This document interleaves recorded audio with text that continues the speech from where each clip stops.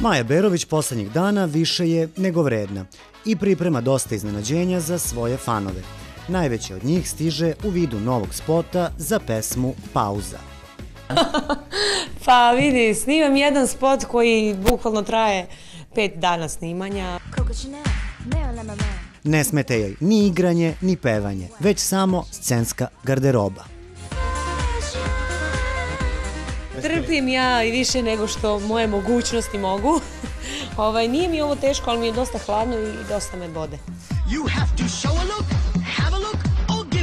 Stilisti su završili svoj deo posla, ali pevačica ipak daje poslednji sud o garderobi. Čekaj, pa ovo je Bruce Halter, vidiš. To je jedan seksi Bruce Halter.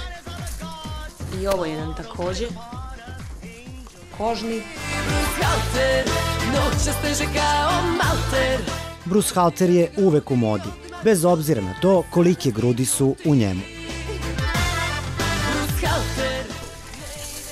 Ne znam, pa pogledaj malo tamo, u stvari i tamo su Bruce Halter. Pa ne znam, ja ću u ovom spotu definitivno biti malo golija nego što je jesam.